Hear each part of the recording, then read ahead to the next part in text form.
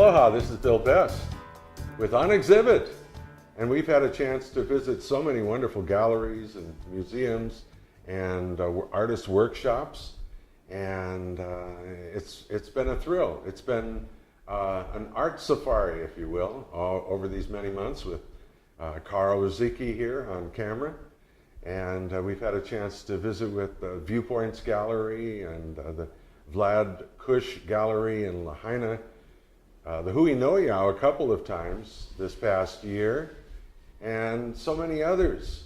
And today we're with Kim Mosley in her studio and workshop, multi-talented Kim Mosley, who is a sculptress, or sculptor I should say, doesn't have to be gender specific, and a painter, and an actress. And I first met you really through the movie that we just finished doing with J.C. I know him as J.C. Coughlin. But Jay Coughlin. Yes. Okay, now we know.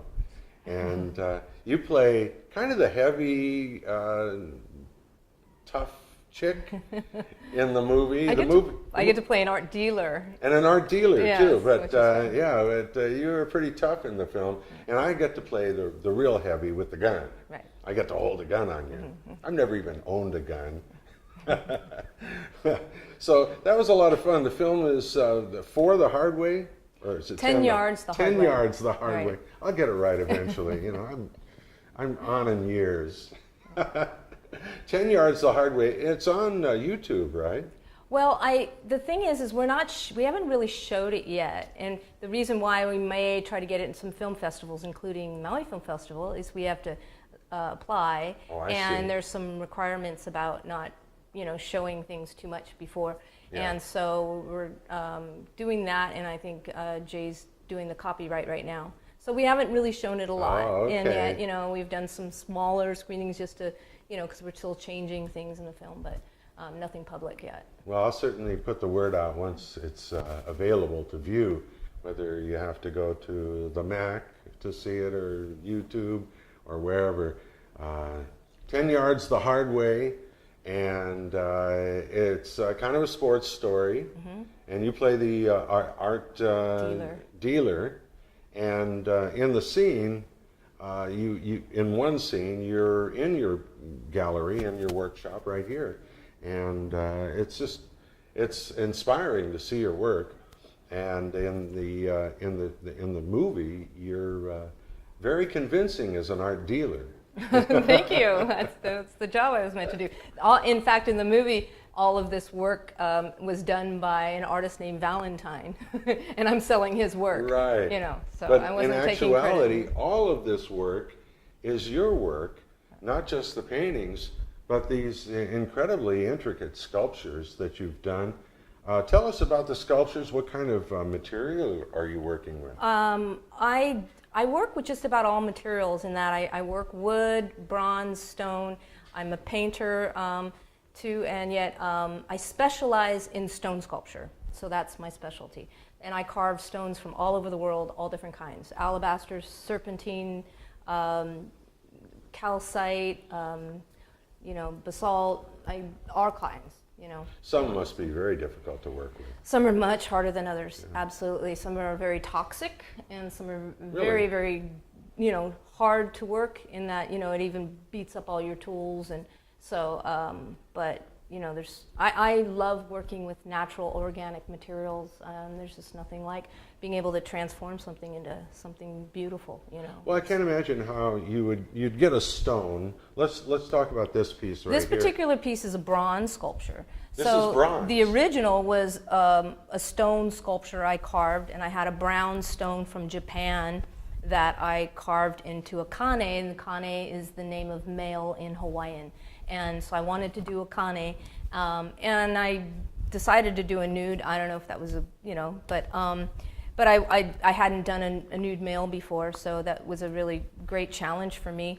And after I had finished the stone sculpture, I decided to make this available in a bronze edition. So therefore I had to make a mold and have it cast in bronze, and then I chose a patina. That's the color of the on the metal that you use with chemicals and flame to get the color on the top of metal, which is called a patina. And I wanted the patina to be darker, like to make a nice cane, a nice male color for. And this is a male, kids. If you've never seen one before, in fact, it's art. This piece here is also a bronze, but the Really? original I carved was Italian marble. So the original of this was a white marble sculpture, and now I have this available in a bronze, but a different patina that's a little bit more of an ochre color, but I wanted it to look like stone. Well, now So- this is bronze. Correct. And is it hollow? It is. Oh, beautiful. But this is like, these pieces here are original stone sculptures. Well, that's what I really can't comprehend. Let's move over to this piece over here. This piece here Because, is this is a pink marble from Portugal called And this is the original called stone. a Rosa Verde. Yes, and this is what I wanted to do was keep some of the natural stones, some of the sod part, and some of the process in the sculpture. Yeah, I see that Where there. I left some of the chisel marks, and yet had her this. I titled this Emergence. So she's emerging out of this block of marble. What's nice about this pink Portuguese marble is it's some of the finest marble in the world next to the Italian Carrara marble. So it's very dense, very, very hard, and this gorgeous Rosa Verde color. Well, I can't imagine how you would start with a big block of stone, and then do you draw it out on the stone, or just start chipping away until, you know, oh, there's a gluteus maximus, and then, well, I might as well do the other one, and I don't know how it works. It's magic to me. It's actually very, very difficult, because if you draw on the stone first and then your first pass at chiseling on it, those drawings are gone, you know, Yeah, of and you're course. only working subtractively in a three-dimensional way, which is a very, I guess I've had some painters say they can't see that way or use their brain that way. I don't know, but I've just, something that is, it's something I've constantly working at. But I will say that as an artist, to only work subtractively with a boulder, and to see something in it and work that way is a great challenge for me. It's very stimulating as an artist to work, with this kind of medium. Well, it's some kind of magic. Let's move on to your octopus. This piece is really astounding.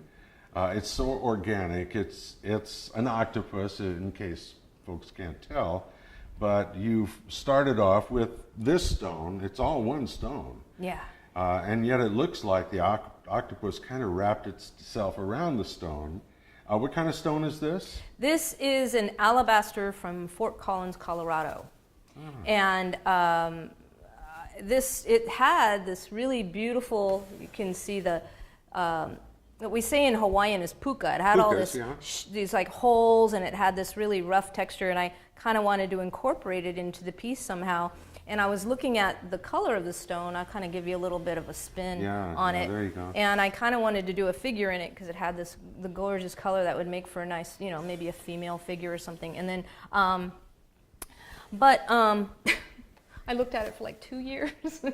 And stone. I You looked at the it stone. for like 2 years, and then I finally decided, and then I had the idea to do the octopus, and it was just about doing the work, and I see it in there, although doing an octopus is a lot of work, but it was still, a really great project, and I'm really proud of it.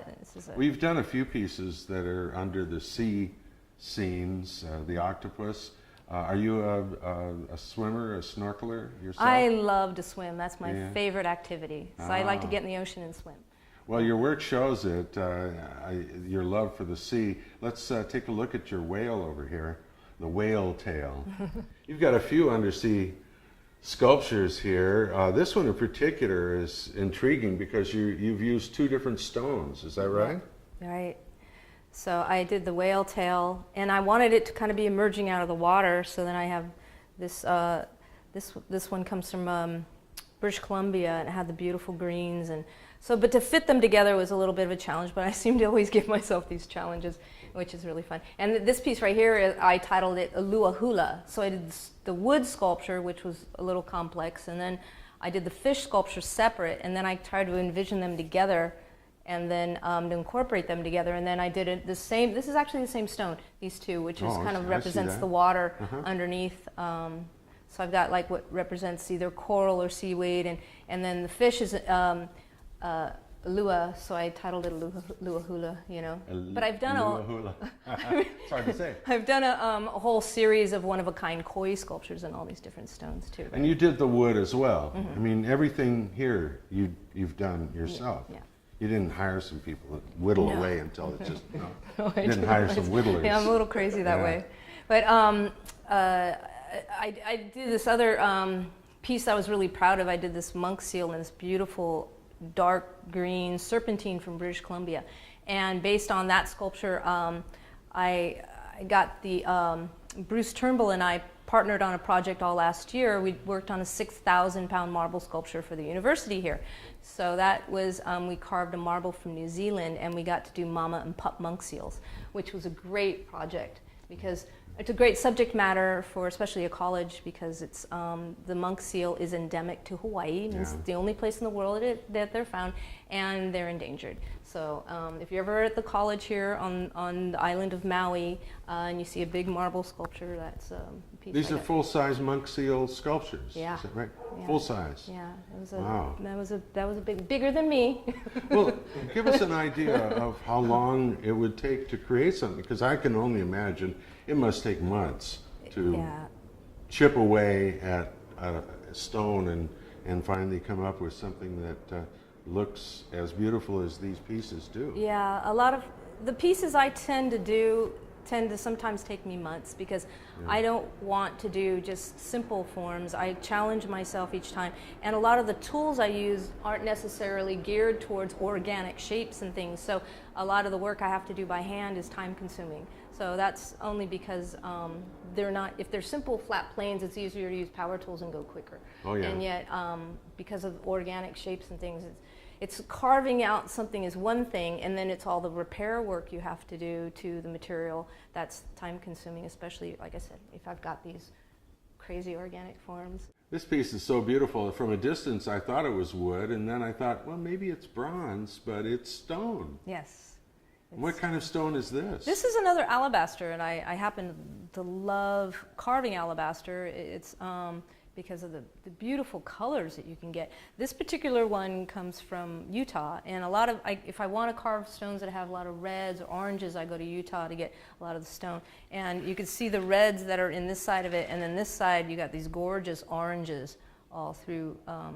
The colors are just magnificent. And this was another piece that I had for a long time. I was looking at it, I was drawing the shape of the rock in my drawing book, trying to figure out what it could be. And it had, because it has, I don't necessarily want to do a figure with something that has this much busyness. But I think I saw another sculpture of some sort that inspired me to do this whole Mobius design, which is that whole fluid interconnected kind of design. And then it just came together once I had. So you draw your work before you actually start? Is that sometimes how you I do. It? Sometimes Really? I have an idea and I look for the right stone for it, and other times I have the stone and I'm looking at it, or I'm drawing the shape of the rock and I'm drawing into it just to see what it could be. Yes. Because I can't imagine drawing this alone. You're right. It's actually very difficult. Very complex. Sometimes I'll do a small maquette, which means a small scale model in plasticine or something. It's an oil-based clay that I can, doesn't dry out, and sometimes to help me, with the form. Wow, what a process. And it seems like you must go on these stone soul safaris out there. I mean, do you just, stone soul pick? You evidently get your stones from many different places. Do you go out like for a month or two and gather stones? Actually, it's not so.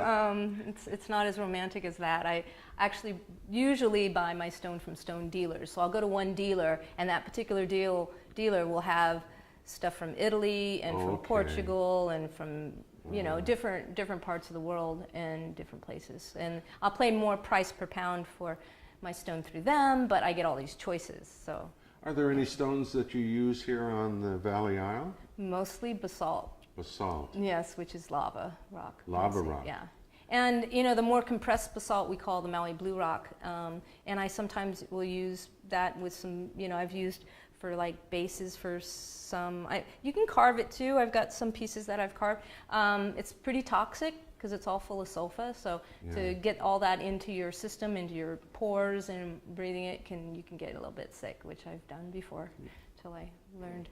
You have a couple of videos on your website. Your website is what now? KimMosleyCreations.net. So it's a little long. KimMosleyCreations.net. Yes. And you have a couple showing you're actually working on the stone, so people can see that for themselves. I will be putting together one for, if I ever get it together. I have so much footage for the one I worked on with Bruce last year for the college, and that was like a whole year project, and I'm hoping to create a video from all that too. Well, we were lucky enough to go to the gallery of Rodin in France, and it was wonderful to see his work. But for me, the highlight was this little black and white movie that somebody had shot of him working. And he's tapping away, and he's got this look in his eye that is so inspiring. You think, man, I want to take up that sculpting thing, whatever it is, because he was just so excited about every little tap. You could just see he had this vision in his mind, and it was amazing to see. So I know that well. Yeah, that feeling, the creative feeling that you get from coming up with something that was never here before. Yeah. I mean, you have a legacy of objects that as sculptures should live throughout time, way beyond your own lifetime. Beyond me, for sure. Which makes me wonder, since you are into the sculpting thing, and we see so many ancient sculptures that are missing their noses. Right. And I have to think, somebody has been collecting noses. Sculpted noses. Somebody has a huge collection of noses. Marble noses. They just went around and clink, kitty, clink, kitty, clink. I would hate to see that happen to any of your noses. Thank you. I've got one here, but yeah. Now you have some stones and things and some of your tools that we can look at. Yes. Let's go out in your yard area out here. My studio your, space. Your studio yard? Yes. We're under the mango tree out in your yard, and this is the area over here where you do a good deal of your work. Yeah. How lovely, outdoors. And you have quite a number of stones laid out here and some grinding tools. Yeah, I just thought I'd give you a little bit of a glimpse of... Is this one of the main tools you use? Yes.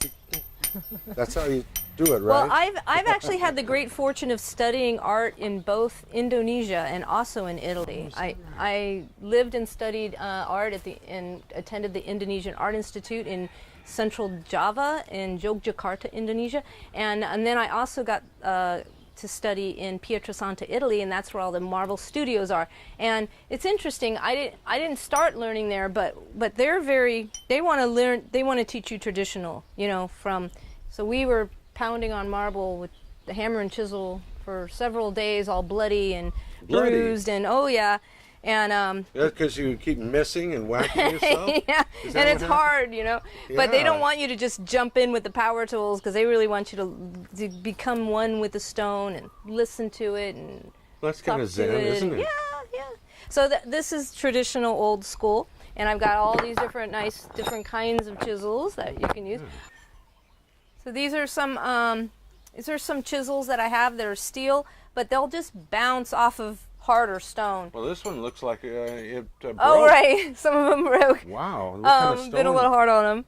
And then I've got carbide chisels, and these are pneumatic styles. So this is Italian hammer chisel that was air powered, and I hook this up to my compressor, which I use a lot, and I'll chisel with these. And but a lot of times I'll do a lot of my cutting and grinding with a grinder.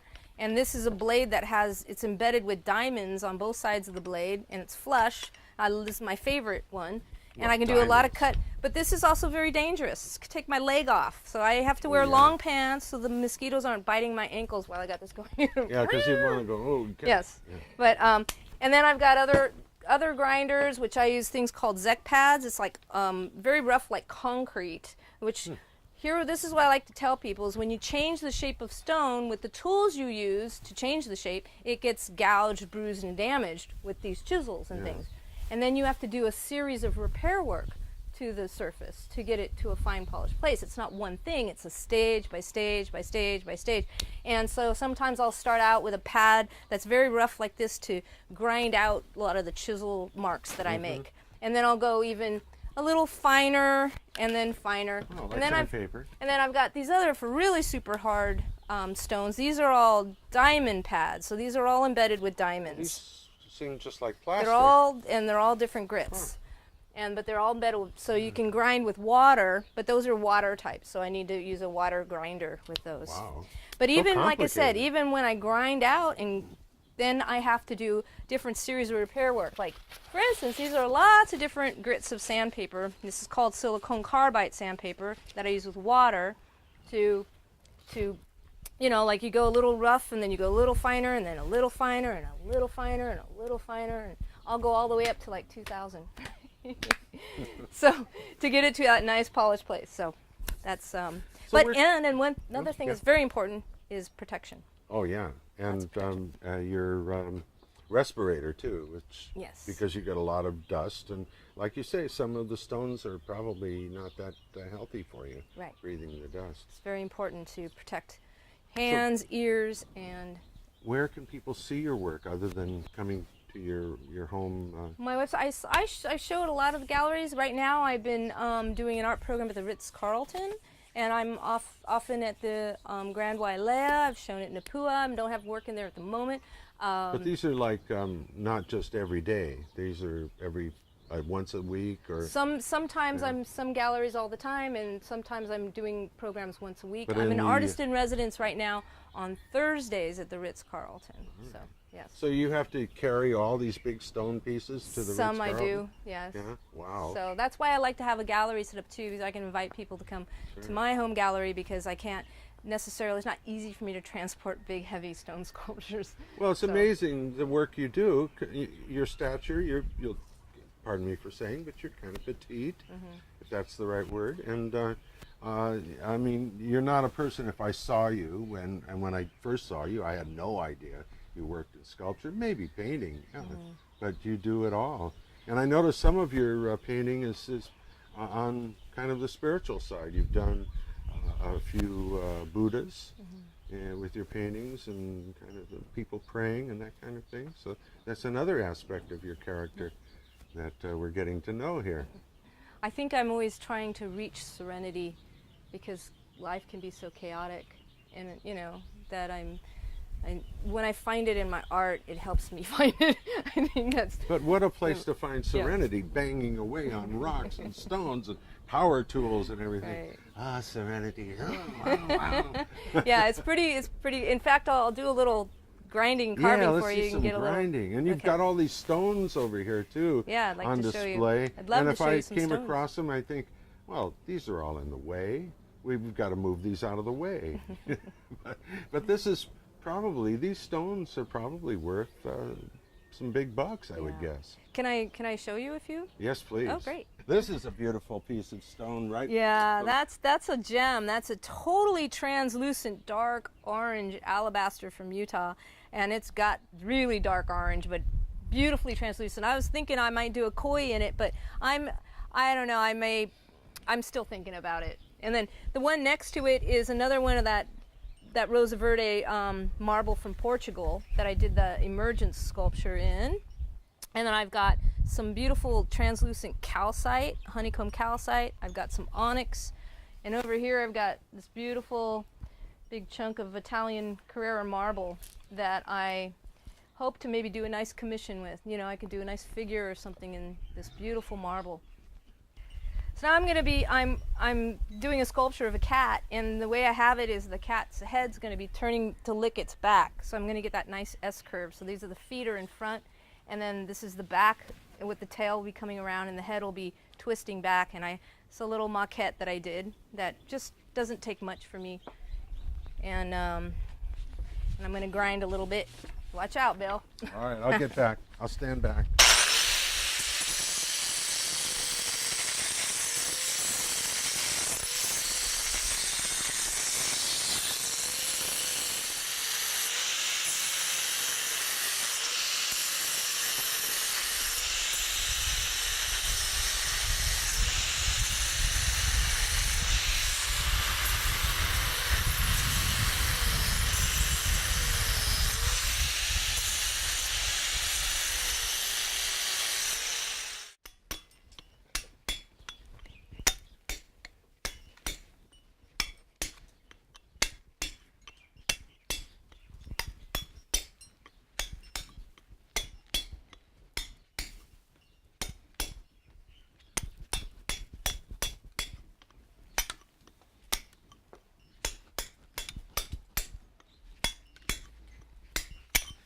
Kim, it's been all too short. I could really spend an hour or two watching you work and looking at your artwork, your painting, and so much more.